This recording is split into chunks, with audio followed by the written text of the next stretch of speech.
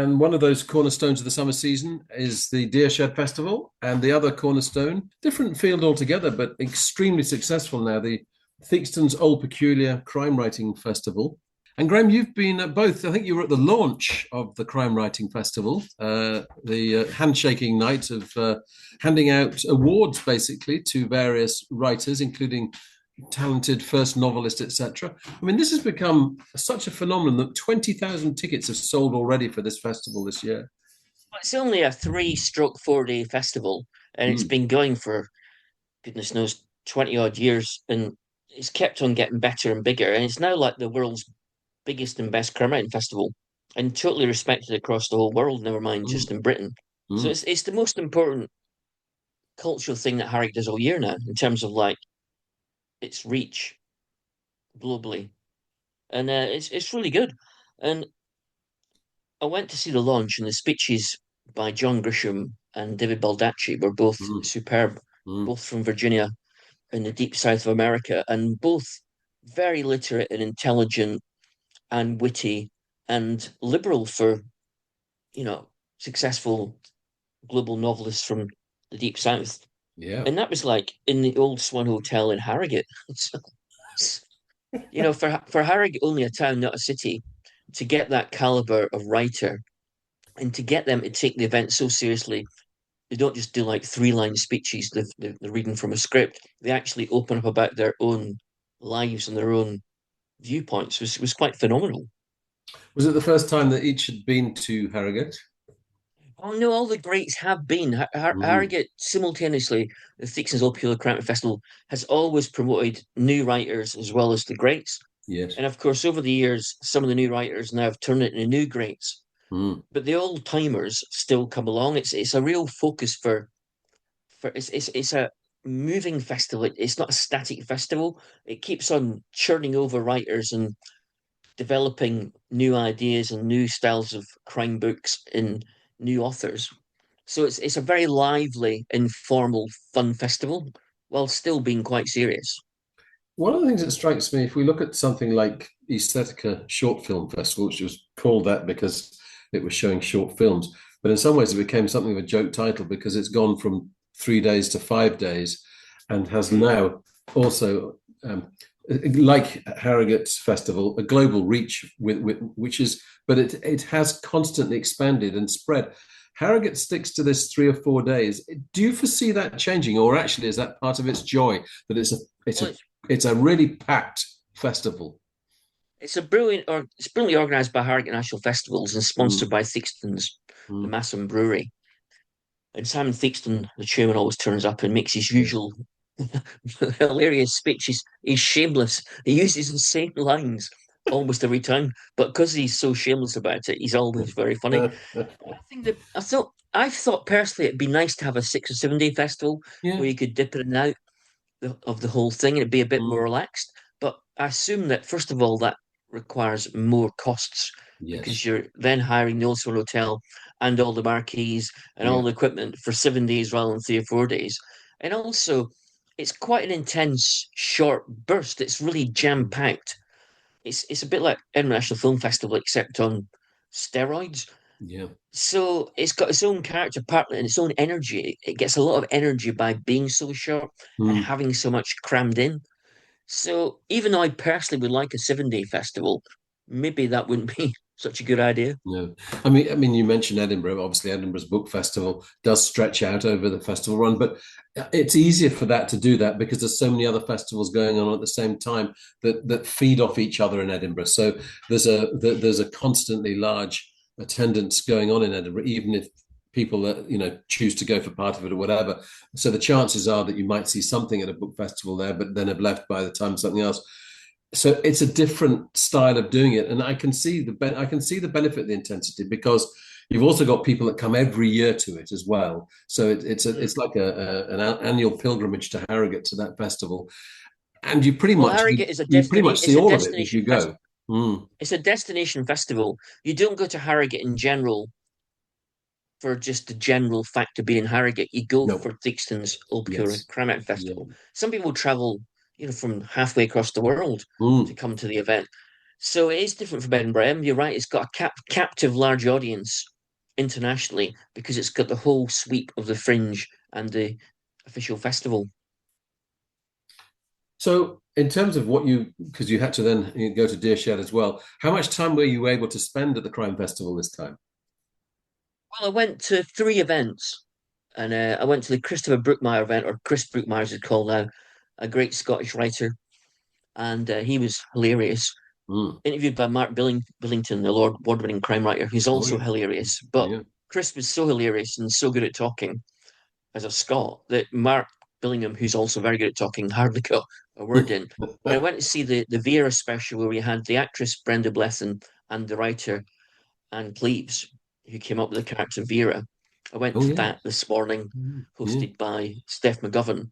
And Yes. that was very funny. And you learnt a lot. You learnt for a fact that even though you thought the Vera book series was over, Anne's written a new book, which will come out next Uh-huh. year probably. Mm. And you also learnt that Brenda Blethyn, who's brilliant as Vera, Mm.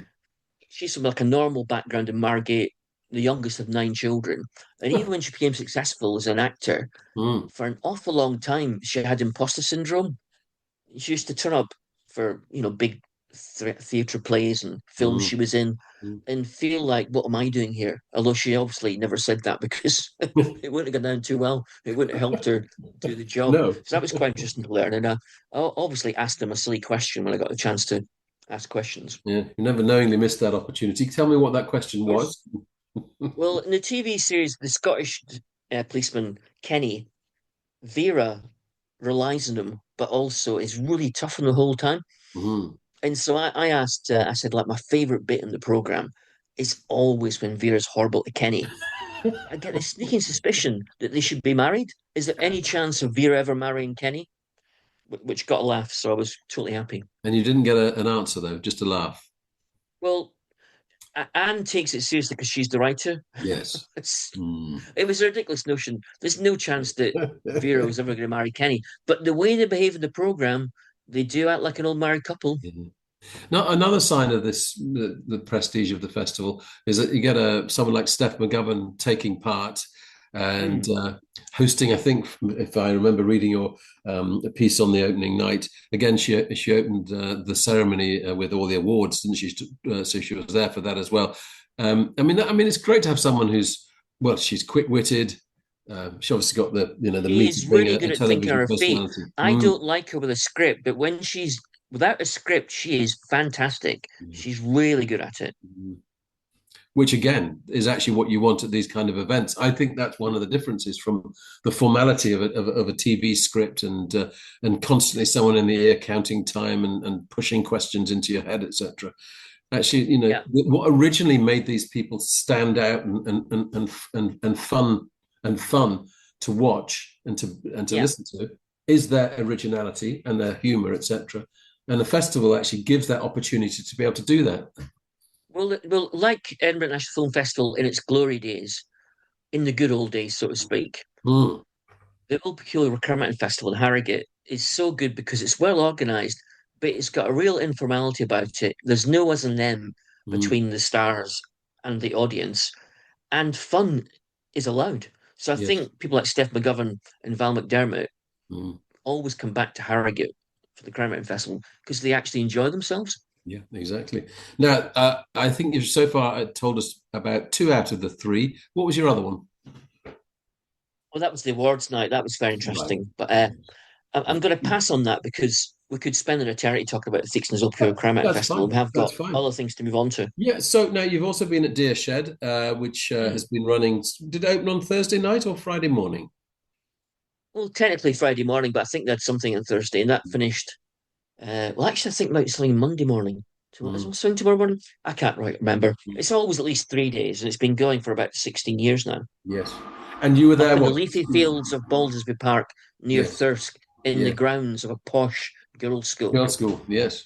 And you were there, what? Saturday, Friday and Saturday? Yeah, yeah, yeah. It's a sort of place where, I mean, the bill's always brilliant, but I can't afford to go for 3 days, especially when I'm going to the Theakstons Granite Festival as well. Mm. And so I went on Saturday, which is a great lineup and a great day. And it's a sort of place where, in between bands, there's more people reading books than looking at the phones. It's that sort of place. That's rare. That really is Well, rare. yeah, it's a really civilized place. It's really found this huge amount of kids with their families, and that's why it was quite surprising when the headliners were Sleaford mods, Mm, who, although the audience in general at Deershed, like Latitude down south, yes. is not made of far right wingers. They're all Mm, generally liberal, well educated. indeed. The difference between a middle class person commenting on society and politics is the reach for irony. But when Sleaford mods who are not from a leafy middle class background talk about society and politics, they reach for anger and swear words. So the audience was full of kids on parents' shoulders when Sleaford mods Yes. came out on the main stage to headline Saturday night. And the amount of swear words, I mean, if you got paid by the swear word, Sleaford mods would be multimillionaires. Jason, the lead singer, was swearing more often than Francis Rossi of Status Quo when he was on our show In our a couple interview, of I weeks can't ago. believe that. I can't believe that. And that's quite He something. was, he was, he was. It was hilarious, and he didn't hold back. Just he could see all the kids in front of Yeah. him, but he didn't hold back at all. But of course, a lot of the rapping rhythm in his songs is related to the swearing, isn't it? I mean, that's one of the tools of rap Mm, in his case. mm, mm, mm. I'm honestly not a huge Sleaford Mods fan. I can see the lyrics are clever and funny in places. I can see Mm, there's like good hook lines, but it's all quite a basic template. But I'd never seen him live, and when you watch Jason on stage, he mm, is really impressive as a front man. He's got great microphone craft. He sort of like bends the microphone backwards and forwards to him to get an effect on his vocals the whole time. He's always mobile. He's like a Jane Fonda workout video, but he always moves in time to the music. He never just mm, does a pose for the sake of a pose. He's like a sort of like not as much of a energetic Joe Strummer. He's like a Joe Strummer that isn't quite as full mm, on.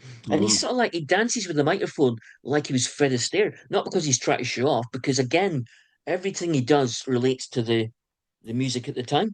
He's a great performer. He's like mm, Jagger's character rather in Performance, that late 60s movie. He's a mm. performer. He's not just a singer or a front man or a punk rapper. He's a real performer. It was really impressive watching him so close. I mean, I always feel Sleaford Mob are not, they don't fit with any particular time. I think it might seem to be a tangential comparison, but I look at Arab Strap and the way that they play to themselves, as it were. They are true to themselves. Again, it's a Mm, duo, that's true. and it doesn't seem to me what they reflect is what's going on around them, but not musically. They reflect society, its ills, its fascinations, its changes, and they do that in a very intense way. But it isn't music that is you can say, oh, that's that started from such and whatever. It is of its own, and it stays within that entity, but it has a reach out to an audience within that. I think you're right. I mean, the three constants in their music is influences of punk, rap, and hip hop, Yeah, and a bit of electronic. yeah, And their template is always them. mm, And in a way, it's a quite narrow template. But like the Ramones template was quite narrow, yes, but it's a classic template. It will still sound good and distinctive in 20 years' time mm. or in 30 years' time. To my mind, it's too narrow for my taste, but it does stand out. It is unique, it is definitively, distinctively, and could only be Sleaford Mods. In terms of visuals beyond Jason, or is it that actually your eyes are just constantly on him? Whereas I'm thinking in terms of the contrast this week, for example, with not that I was there, but at the Peace Hall, Flaming Lips, which was visually an absolute fiesta of a concert. Reading the reviews of Mm, it, every dynamic as ever that can be brought into it, constantly changing visuals, and so a sort of shape shifting style of performing. And with David mm. Byrne, who again was there the weekend before, again theatrics as much as music. What about how Jason presents with Sleaford Mods in a Well, context the of being in a lighting field? is much more intense Mm-hmm. because his personality is intense. It's an Yeah. intense performance, an intense show, intense music, although with humor, a lot of humor. Mm. And the lighting is like banks of red and white lights. a bit like you were in a dark Japanese karaoke club Yeah. or some sort of modernist sex club in Moscow, although I've never been in a modernist sex club in Moscow, I hasten to add. And so it creates a sort of like intense visual imagery, like you were in a movie and he's the Mm, main character in a movie. And his lyrics describe what's going on around him, but he's the character in a scenario of great intensity. mm. So it has got a visual appeal, but it's totally different to the scattergun, Yes. maximalist, over the top approach of Flaming Lips, that's for sure. Mm, mm, mm. So, Graham, you saw Sleaford Mods. Did you catch anyone else? Maybe a new name to us? Well, Gans, a duo, although they had a drummer this time Mm, from Birmingham, are sort of punky post-punk indie dance duo, which didn't sound that promising. But oh my good God, how good were Gans on mm, stage mm. in the dock tent? They're like a sort of like, although they're technically punky, they go for they've got the groove of a really great krautrock record from the 70s, except more R&B and more danceable. And when they hit that sweet spot, they don't try to be clever. They don't deviate. They just punch that sweet spot over and over again. So they had the whole crowd who didn't even know who they were Yeah. eventually eating at the palm of their hands Yeah. and going bananas. Yeah. And the only bit of imagination I had in their actual music was that one of the guys played saxophone and flute, which you didn't really expect in in that sort of music, which give a little bit of color and texture. I'm not Yes. sure how good the records would be, but live Gans, Gans. Mm, If I was still booking bands, which I've done for a mm, while now, I mm, would book Gans in a heartbeat. They were superb. mm, Also very good were a band called Plantoid, who I think from Brighton, a sort of six-piece progressive jazz rock indie band. And I bumped into the guitar player after the show, and I mm. thought, well, I didn't totally like the band, so I'm not going to say hello. But then later on, I went for a pee, and who was I standing right next to? But the guitar player Plantoid's from band. Plantoid. Mm. So I said, Plantoid? And Mm. he went, yeah, yeah. Did you see the show? I said, yeah. The singing was good, but the instrumental passages were ace, which they Yeah. were. It was like Yeah. watching a prog rock Santana from 1972. Really great ensemble playing. I didn't like the singing parts as much, No. but instrumentally they were phenomenal. They sound a So very we had a good, typical Dear Shed act to me.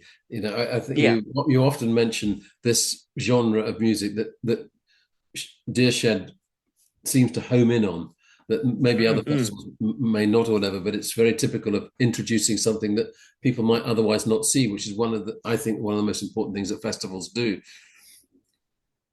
Yeah, they've got a really high standard of acts, and when they choose an act that isn't well known, they choose someone interesting every Mm, time. The track record over the years in the actual programming is fantastic. And they had a secret set, and that turned out to be Panic Shack, the sort of like female-led punky band who are full of yeah, energy, yeah, good hook lines, but they're again like a bit of one-trick pony. But they also had a great comedy strand and a great talking and conversation strand. There was like Stuart Lee interviewed Sleaford Mods in the yeah, afternoon, and Dave Simpson, the great reviewer for The Guardian, who's written a couple of great books about the fall, and yeah, as you know, Leeds United. yeah. He did a couple of talks. He was there the whole weekend with his family, and I bumped into him, had a Mm, chat. And the strange thing about Dearshed is that Dave, who's a great bloke and he's been on the show in the past, mm. he's very friendly and open to anything, although he's very Yorkshire. He says he ended up, didn't even mean to, he ended up doing Tai Chi and writing poetry just because of Deershed draws you into things, it sucks you into doing creative things that you wouldn't Yeah, normally seek out and do. yeah, yeah. There's usually science as well and children's aspects to the festival, which are both very important to it. Well, yeah, they have this like they take kids up tree climbing, but they do it with experts with like protective slings and Mm. safety nets and things. But when we arrived, there was like about 30 kids up about five trees, learning how to climb trees. Yeah. It's quite an amazing festival, is Mm. Deershed. Mm. Splendid, Graham. Time for one of your brief ones, which you're mentioning the new Indie Forever show on BBC Sounds with Steve Lamacq, and you're describing it as a new cul-de-sac, which might not be a positive three-word summary. Well, when I heard this was happening, I thought that sounds good. So it's with Steve Lamacq, the great former enemy journalist and evening Mm, session host of mm, the 90s, who helped popularize Britpop along with Joe Wiley. And I met them yeah, both in 96 in Leeds during Sound City that Radio 1 brought. And he's doing the show with Felix White, who plays for the Maccabees, a very good, interesting, slightly arty indie mm, band of mm, long standing. yes, But then to promote it on BBC Sounds, they gave them 2 hours on BBC Six Music this week from, or was it even three? Started at 10 a.m. yeah. And at first I thought this is great. But once you've heard so many hours of Britpop and indie guitar bands with a little bit of electro clash going on, it gets to be a bit dull. Like an it's like I Oasis love the bit. concert. Yeah, yeah. It's like I love the Beatles, but I wouldn't want to listen to like a 7 hour Beatles radio show No, every day of the week. I suppose they're doing it because if they don't cater to the Britpop audience, which is still huge, yeah. someone else will. So I think it's a smart commercial move by the BBC. But when I think of the 90s, I never think of just Britpop. I think of Massive Attack and the Chemical Brothers Rave and culture, American man. That was huge. Radiohead, OK Computer, and rave Yeah, culture. And yeah. when you hear Britpop amidst all that, Britpop sounds brilliant. Mm. When all you hear is Britpop, it does not sound, I don't think, quite as good. I think that's absolutely an astute point because it also, it was partly because suddenly Britain felt the new Labour taking over, there was a new excitement, etc. And in some ways, Britpop got, if you like, over promoted for what it was. But you should never underplay all the other music that went on in the 90s around it. Starting off, obviously, I guess with the rise of Primal Scream and Stone Roses and Happy Mondays Oh yeah, before we got to the Blower and Oasis and Pulp years. yeah. Well, Happy Mondays and Snow Roses promoted the rave and house and Yeah, dance music scene, yeah, but then Happy Mondays and Snow Roses led to Britpop guitar bands who yes. themselves were Mm, partly influenced by the mm, rave and dance and electronic scene. mm. So it was a slightly symbiotic relationship, and they both moved in tandem. It wasn't one after the other or one in difference to the other. There were two parallel strands that were linked, and that's why the 90s was such a great era for music in And Britain. the thrill of the Prodigy, the thrill of Chemical Brothers, those Mm, concerts as well. They are as important to that era as Britpop, surely. completely, yeah. So I don't like musical ghettos, and I know BBC Six Music is definitely not musical ghetto, No. but the Indie Forever is, for me personally speaking, is a step too far. I'm going to be because I haven't yet heard it. The series on the Smiths that again is on BBC Sounds now. Mm. The six-part series, which sounds interesting. So we'll see. I'll give that a listen, and we may talk about it in a future edition. Graham, you haven't been to the Odyssey. I have been to the Odyssey. Most of the world has Mm. been to the Odyssey. Today, I think, if you I'm looked more just like if you've been to see the Odyssey, Charles, I'm more like Odyssey no see. you are Odyssey no see. I think you should still go and see Odyssey. Mm, I mean, okay. it's one of those just short of 3 hours, the very essence of epic. And Mm. I think it's been fascinating that so many reviews, well, not reviews, so many articles have fixated on whether it's true or not to the myth. The Well, whole the point of a original wasn't myth, true. the It's whole a point work of of a myth fiction. is just what you pointed out. It's not based on truth. So what on earth are people getting worked up about? I just I don't get agree. this. It's Mm. ridiculous. We've got Homer experts. So what? I'm not interested if you're a Homer I expert. didn't Can realize you be that a Latin film and Greek. expert Yeah, instead, please, and talk about the film? I don't get what I'm not. yeah. I didn't realize that Latin and Greek was still so big in the British media and British Absolutely. critics. Well, it's ridiculous. They've sort of come out of the woodworm to moan about it. Mm, And I think it's just coming in at the wrong angle about it. What is interesting mm, with what this fantastic director, Christopher Nolan, does, which I think directors have a duty to do, is to refract the past through the present and see what impact it might have on the future. And mm, he plays on continuously, really, in his career, he's played on memory, the mm. trap of memory, the trips of memory, and the guilt of memory. And these last two huge films that he's made, monolithic pieces in Oppenheimer and now Odyssey. If if these experts on Homer think that it's irrelevant to think about actually, is it possible in any way at all that Odysseus might have had some kind of guilt about just how violent the Trojan Wars was? Is it not actually more human to think, do you know what? A man who's thinking about the consequences of how he led his men into that, that to me is entirely Yeah. absolutely ideal to have within the film. I feel that with a So modern is the audience, you film kind of a need to feed into successful the way film? we are Is it now. an engrossing film? How good Yes, is it? because of that. And I think without that, it wouldn't necessarily be so. Look, the set pieces are fantastic. So a Cyclops set piece, Mm. fantastic. The contribution of Samantha Morton, who basically managed to steal the film in about 10 minutes. I'm going to pronounce the Wow. name wrong, but Circe, I think it is. And She might get an Oscar nomination. I'm not trying to confuse it with a Manchester United footballer, but it's a not dissimilar name to that useless Man United footballer. And she may well, rather in the time. Do you remember when Judi Dench got her an award for Shakespeare in eight? Love. Yeah, yeah, for 8 minutes of being the Yeah, Queen. I know, I know. And it's kind of like that with Samantha Morton. I mean, Mm. I think she's the most remarkable actress of her age, and her performance and the intensity within that. But again, that's because of great camera work and the way she works with the camera, the way he plays with that. So you've got all this epic scale going on, but at the same Mm. time, you have character studies going on that are detailed. So Yeah. for me, this is not a blockbuster type of film. They've got that element, the visual element to it, but it is as much a character studies. So And how good is Matt Damon? Because presumably he's got an well, it's important funny. role. Some people have been kicking off about the kind of choice of actors, for example, who plays Helen or whatever. And some people have been kicking off about, oh, this is wrong casting, wrong choices here and there. And then it's been pointed out, well, actually, look, what's the ridiculous complaint? Because Matt Damon is an American. So to me, end of argument on Yeah. that. Well, wait a I minute. I could be wrong here, but Ben-Hur, that was Charlton Heston, yes, and Spartacus was Kirk Douglas. yeah. You don't So get more American than those no, two. so it's in those traditions, and it just to Mm. remind people the great filmmaking actors of the world. We are spoilt with wonderful actors in Great Britain, but a lot of the biggest names in films have been American, and you kind of find you would Mm. expect Americans to probably be doing that. I mean, it was interesting, obviously, when Cillian Murphy played. He played Oppenheimer rather than an American, whatever. But and I love the fact that that was the case. There's something about Matt Damon that's trying to be a little bit more everyman about him, if you like.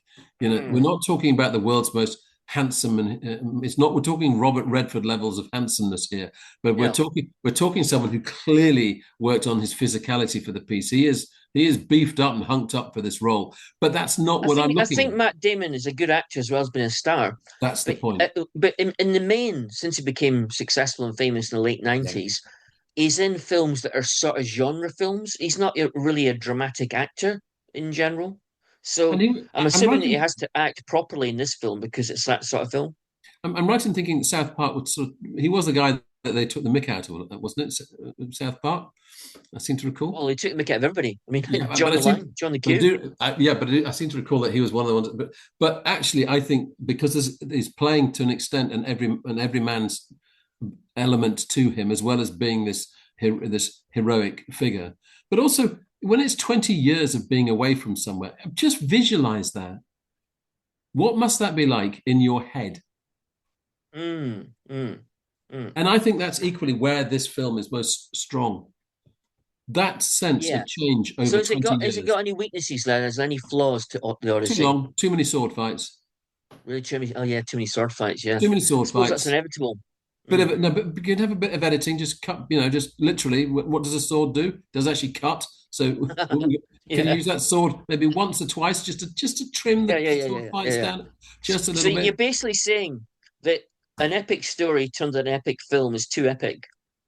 I, just the sword fights, Graham. They do become Yeah. slightly boring. It's a it's a bit like Mozart. He did too many notes. No, but they were all in the right place, unlike when Eric Morecambe was playing. Mm.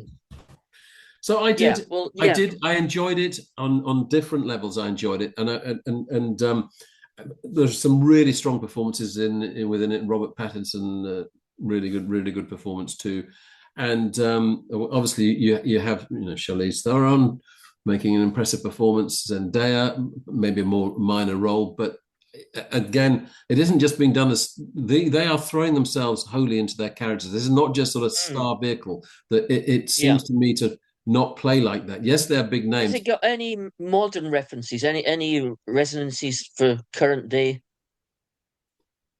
Well, I think from the point of view of does a leader have the essence of caring about all those around him?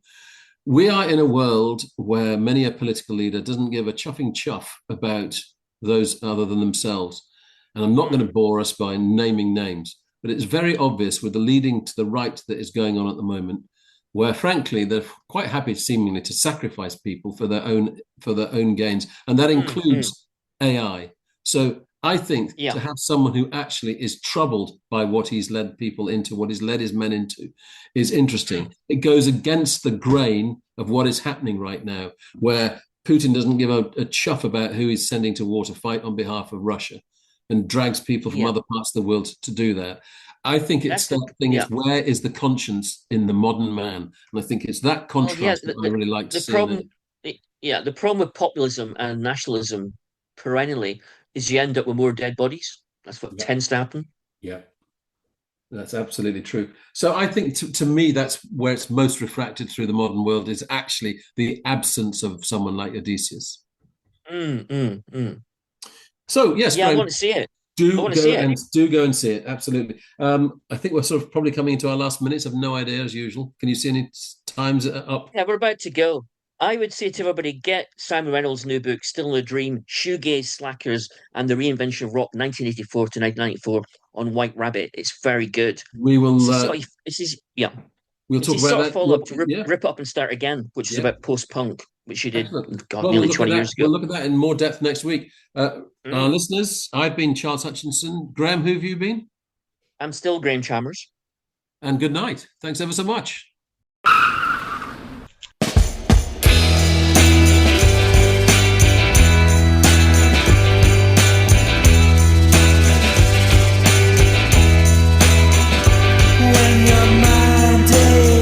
You've been listening to the podcast Two Big Egos in a Small Car. Your hosts were Graham Chalmers and Charles Hutchinson. This was a Baltic sub production.